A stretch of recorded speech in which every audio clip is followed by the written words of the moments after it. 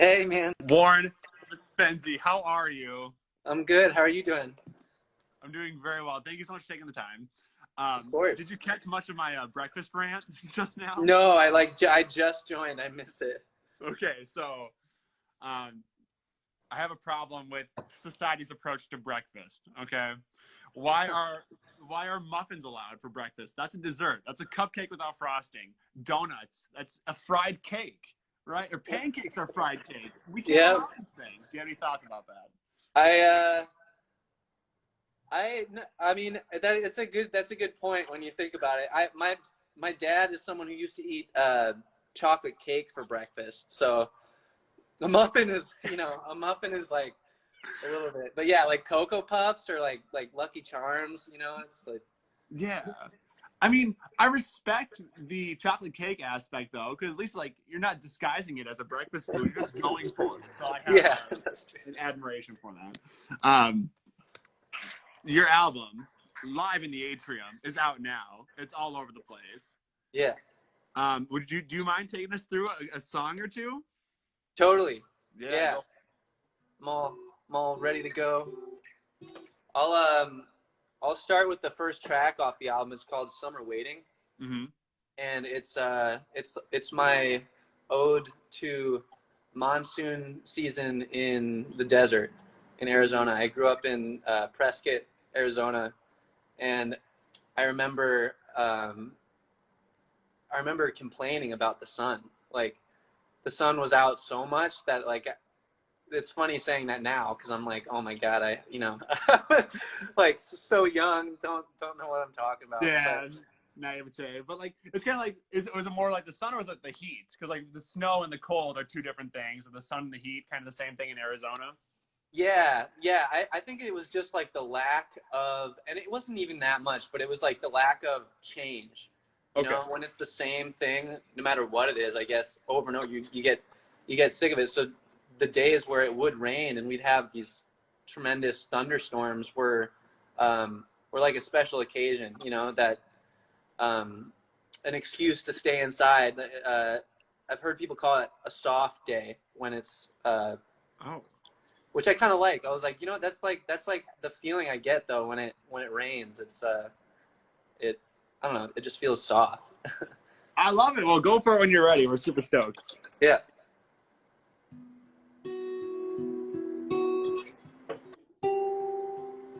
Can you hear me all right? Yeah, this is great. Cool.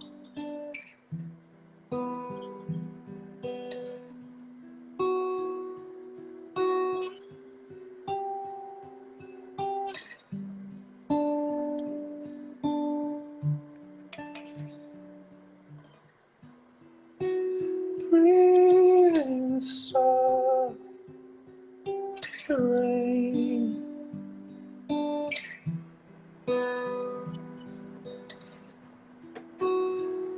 holding on. Summer came and fall, seeking words to tell.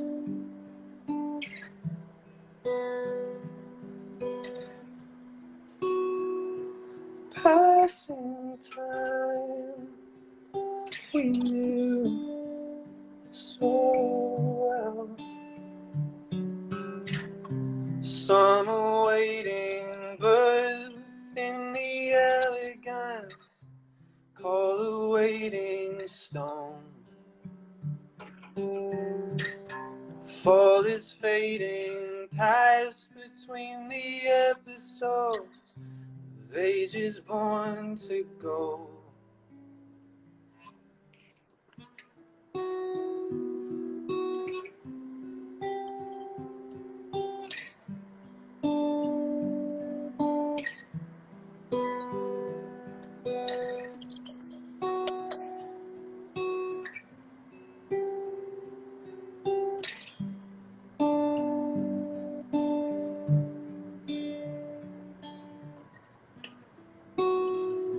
Breathing so the days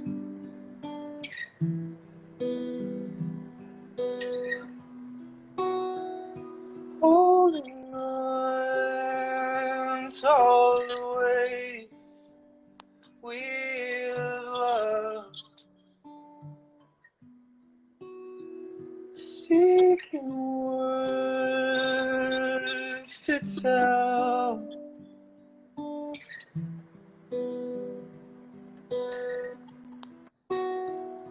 Acts of wine infused so well. Some are waiting, but within the elegance, call a waiting stone. Fall is fading past between the episodes of ages born to go.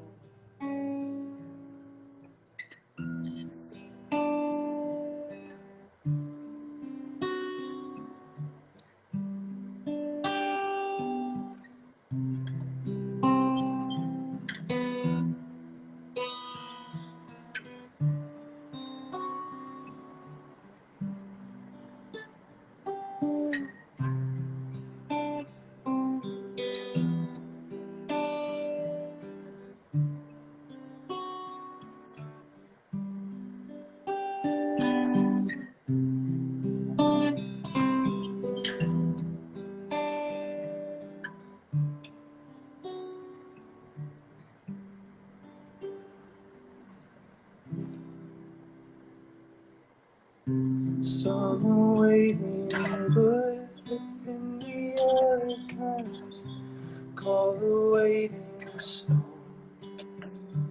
The fall is fading past between the episodes of everything we know.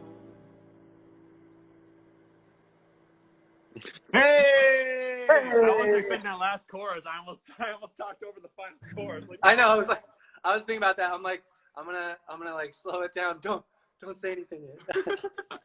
Also, in the beginning of the song, my cat like went into my closet and got locked in, but he got out. But if you heard any meowing in the background, it's okay. Everything's okay now. He's adding in, just harmonizing, you know? Yeah, that's brilliant. Dude, that was amazing. So, live in the atrium, you recorded it in the atrium of your artist lofts, in your artist loft in Northeast. Yeah. Why did you opt to record it there as opposed to a proper studio setting? What was the motivation behind that? So the original idea is that we were just gonna do one song and we were gonna film it. A lot of the videos I put out, like all the music videos I put out, have been live stuff. Like they're not really music videos; they're just live performances. And I enjoyed doing it in spaces like we did a walk through the park by the Stone Arch Bridge, and we filmed that whole thing. So it was sparked from that idea, and we were gonna do just one song, but. I actually don't live there. Chavo, the trumpet player who played with us, he lives there. And so I remember we were just in the building one day and we came into that room and he didn't even know that it existed in the building. And it's about 4 stories tall and it's all stone. So the reverb is just like killer in there. So we were like, yo, we should film this video and record it live. And do it in here. And it was actually my friend Colin Lonekin who engineered the whole project. He had heard us play, like normally we do like an electric setup, and like rock band kind of thing. And he had heard us play like a broken down acoustic set for a release show that we did. And he told me, he's like, I've never heard you guys sound that good, like having it be an acoustic setting. He's like, I want to record a record with you where it's purely acoustic. So yeah, it's because I was going down the Warren Thomas Fenz hole on Apple Music. I was listening to like the Live Outside, just a Strokes-esque rock song. Yeah, totally. And I'm like, this is a vast departure from the new album. So it's crazy to hear the story. It seems like recording in that type of circumstance where it's all live, no added reverb. I know. I made a point. Huh? I made a point of saying that. I've been saying that. I'm like, we didn't do any. Well, because I mainly because I'm proud of it. Because I'm like, this is just how the room sounds, It sounds godly. It sounds absolutely like immaculate. And, you know, I think you should make a point of it because there's so many, you know, talented, you know, engineers out there that can, you know, can flip a Fruity Loops stock plugin and make it sound like it's, you know, like it's a $100,000 studio. But for an engineer to hear that and then to put you in that space, that's crazy. But, you know, recording it live, was that intimidating? Yeah, 100%, 100%. Because I mean, I'm such a perfectionist that I like the stuff that we've done. I had never done live tracking, period. Like all the stuff I had released previous to that, either I would play most of the instruments or we would layer them and people would do it singularly. So committing to, especially with vocal takes, like I'm like, you know, it's one thing to play with a band, but then also like we had to keep the vocal take because that was just it. There's no overdubs. That was definitely intimidating, but I think through the process of recording the record, it gave me a lot more confidence in our ability to do that. Because, you know, my head immediately was like, well, what if we what if there's like little mistakes in every single take? And Colin's like, well, then we're gonna have to pick the one that we like the best. And that was kind of the point, was like the human aspect. And, you know, the more I think about it, a lot of my favorite records have those quirks in it that, you know, maybe if I asked the musicians who recorded it, they'd say, oh, like, yeah, they're like, I fucked up, or like I messed up that part. But I'm like, yeah, but that's like, I love that. Like, you know, so That's so real. Yeah. Man, that is, I just, this whole project, the more I get into it, and just the vast departure from your standard to like the whole recording method, it's phenomenal. So do you want to play another song from it? Yeah, sure.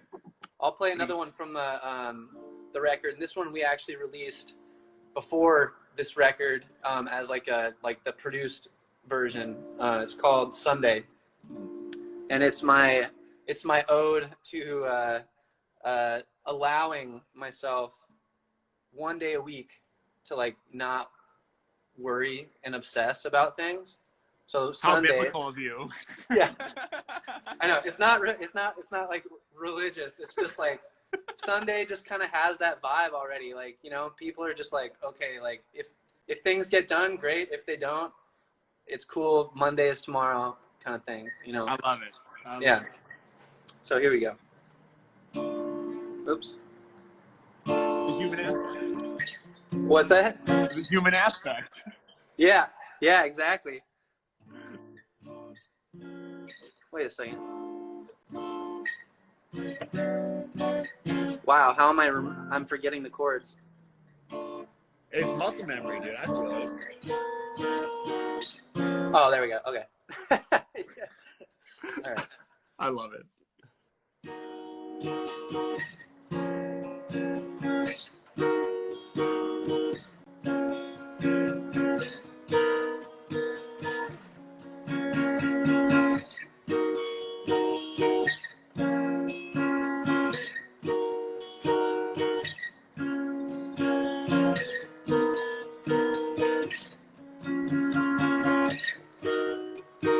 Fascination grows, you pollinate my mind. Oh, holy rose, no, I've been thinking I'm falling. It's because I'm calling a friend who opens wide.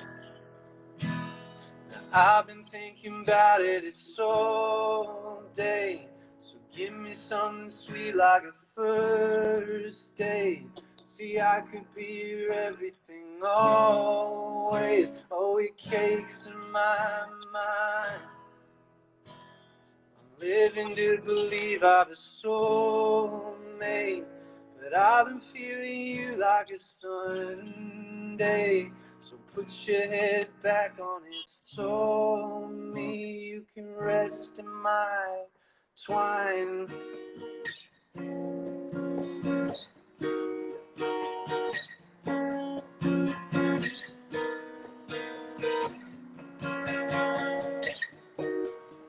in less than evident folds.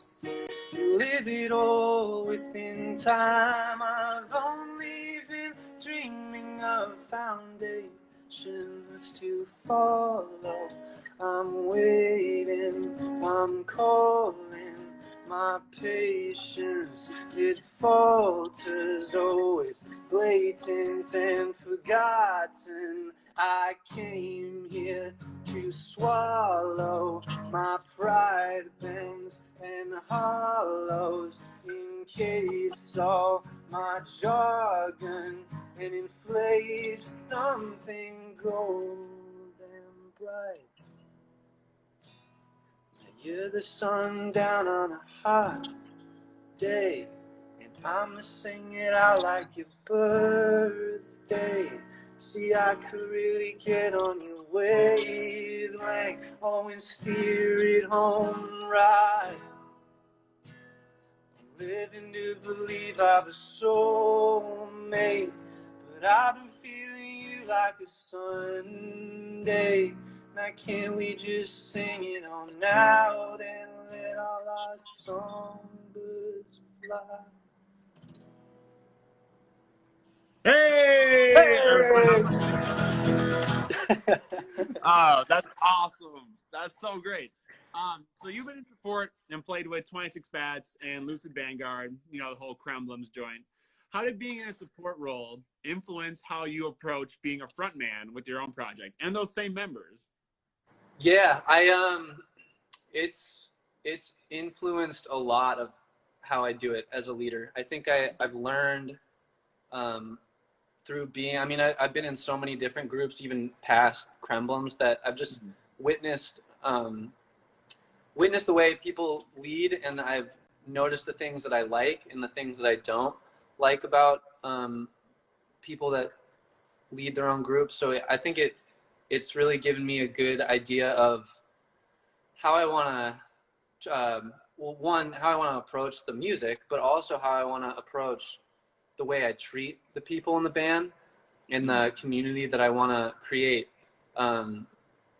It's been great. The funny thing, I actually don't, this is the first time I've said this publicly, but I'm no longer a member of 26 Bats or Lucid Vanguard, and the personnel, well, this project, Live in the Atrium, was the last project with that lineup. Breaking news. Breaking news. Yeah. I doubt anybody cares. Hey, I care. I love you all. Yeah. No. Yeah. I love your focus on leadership. I saw a quote, I think it was like from the Northeastern, about how everyone looks to you and you set the tone. Who's your favorite front person of all time? Of all time, you know, this is probably going to sound relatively stereotypical, especially for this part of the country, but I'd say Bon Iver is a huge influence, only because, well, one, I love the music, but I also, mainly because I know people who work with Justin, and I have never heard anything bad about his leadership skills. Like, every time I talk to someone, they're like, yeah, man, he just treats everybody so well. Like, he just sets them up. And that's really inspiring to me, one, because, I mean, the music is amazing, but, like, people want to stick around. I think I've been selfish long enough that I'm, like, realizing, kind of getting the tail end of that. Like, when I'm in a situation as a side person and the leader isn't, I guess, treating people as well as I think that they should, I know how that feels. So that to hear about an artist that I really look up to musically, who also seems like they're a really good person and they treat their members really well with respect, and it's an equal playing field, that is really inspiring to me. Because as a leader, like, it sucks so bad when you get the vibe that people don't want to be there. Yeah. It's like, oh, that hurts, like, my heart so much, and I don't want anyone to ever feel like that, you know. And I love, yeah. It's funny how everyone, like, in the Midwest, I feel like they have like a Justin Vernon story. Like, he's just, I remember I was, me and my fiance, girlfriend at the time, we were at the Mia, And then we were walking away from the gift shop, and I look behind us. I'm like, I'm pretty sure that's Justin Vernon. And a couple weeks later, I found out it was him, just chilling, buying stuff at the Minneapolis Institute of Art. No, it wasn't the Walker. It was the Walker. But it was just, it's so great to hear. Like, he just exudes that confident, but also quiet leadership. It's very welcoming, both in a respect space, which yields creativity, which I love. Yeah.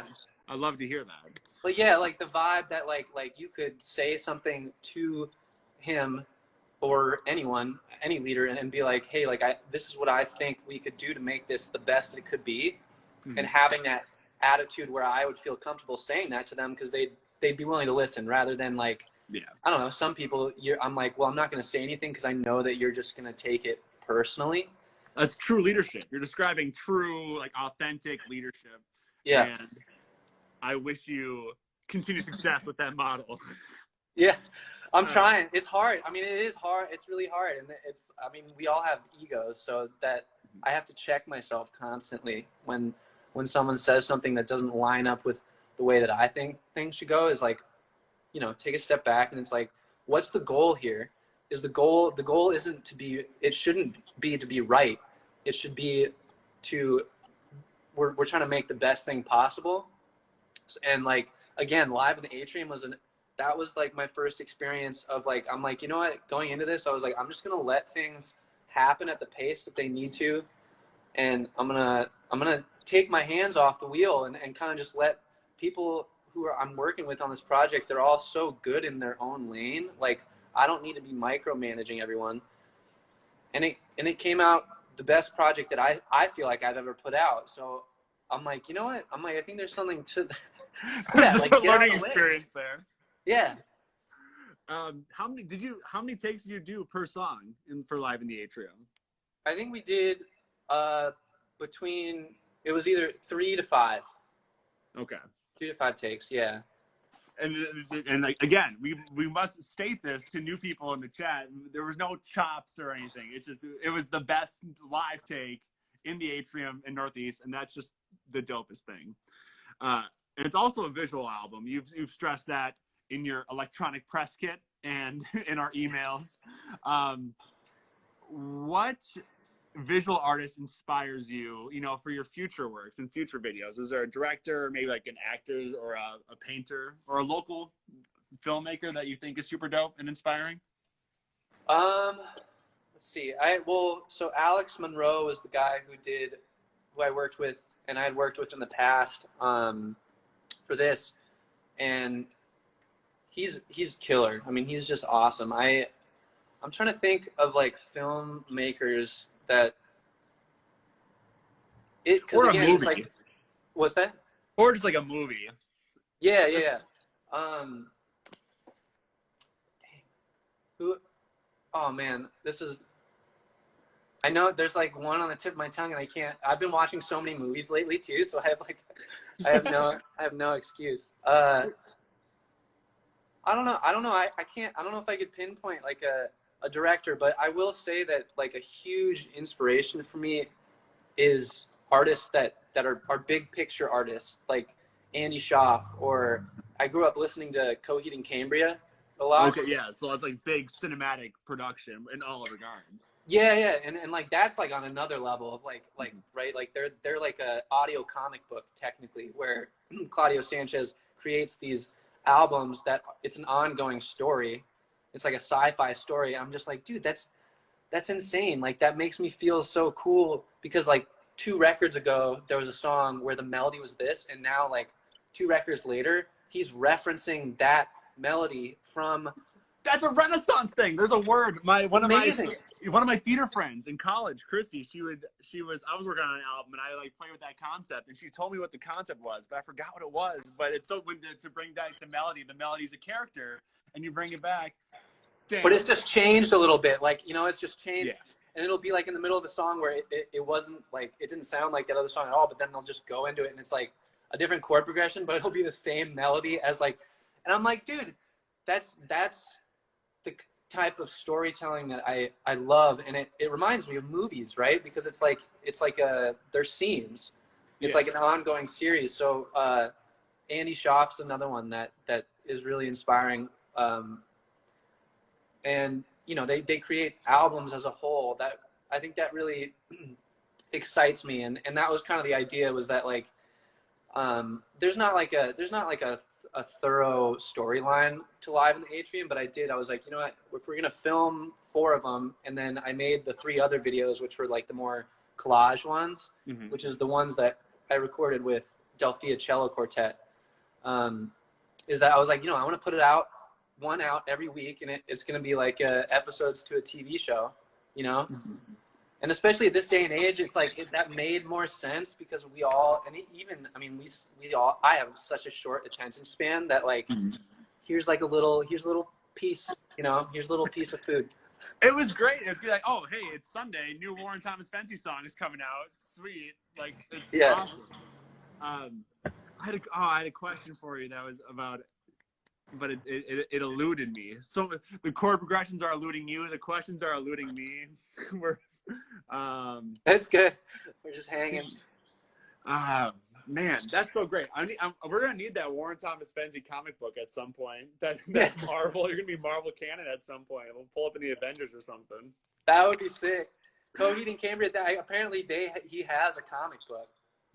That's amazing, and I know like I love how they've been putting like more pop culture figures in there, so it's not out of the realm of possibility for you that you can get your own comic at some point. All right, dude. Well, thank you for taking the time. Do you want to play one more? Send us off. Play us off. Yeah. Well, yeah. So going off that whole what is it, like, concept piece recording, this next record, we were actually in the middle of recording with Colin. Colin has a new studio in his house, and he's calling it the Swamp, and he put all this work into it, and we were out there recording. We got 4 songs so far, but I have like 30 plus songs right now that are, I'm trying to figure out how to piece them together to tell this story with specific characters. So this one is relatively new, and it's called If I Had a Dime. Ooh.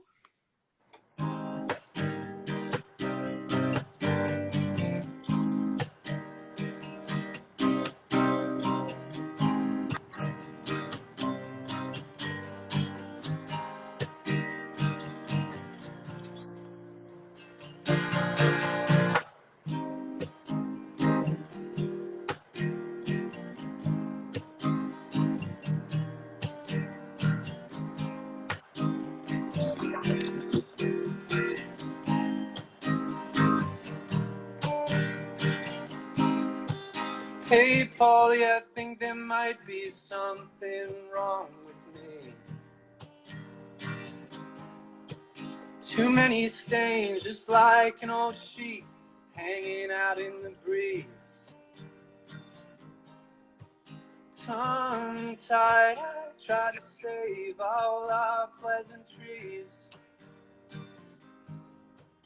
If I had a dime for every lie, man, I'd be rolling in change.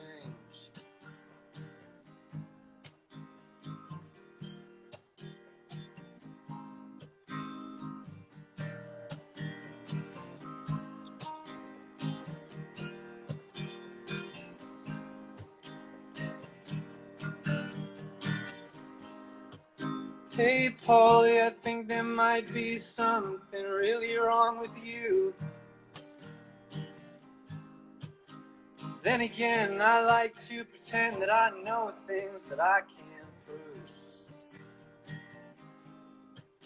Wide-eyed, I'm at the point where I have nothing to lose. So come along, we can bond in our small, naive little room.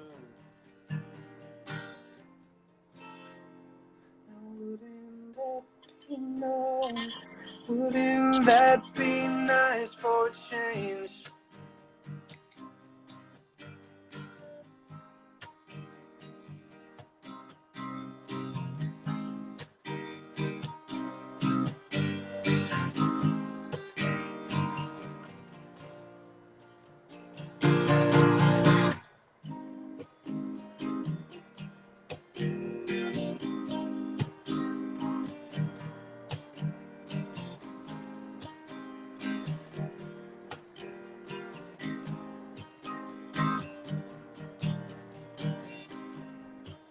Oh hell, I feel a mighty wind blowing out through the leaves. You spilled it out, took it back, such a half-assed apology. Tongue-tied, I tried to say all those things that I mean. If I had the time, I'd sew up all of my open seams.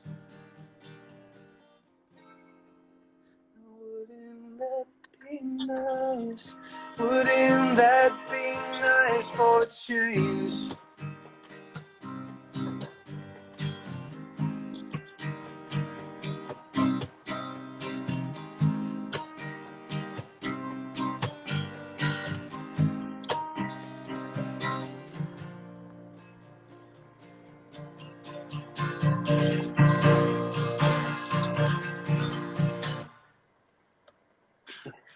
Yeah, as soon as that's done, as soon as you gotta send that. We gotta play that on the air immediately.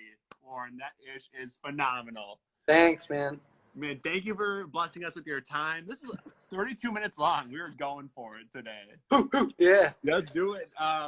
Dude, can't wait to see you in person soon. Thank you so much for taking the time. Let me know if you need anything, all right? Of course. Yeah. Thank you so much for doing this. This is awesome. Man, the pleasure is ours. Talk to you later, all right, Warren? All right. Peace. Holla, dude.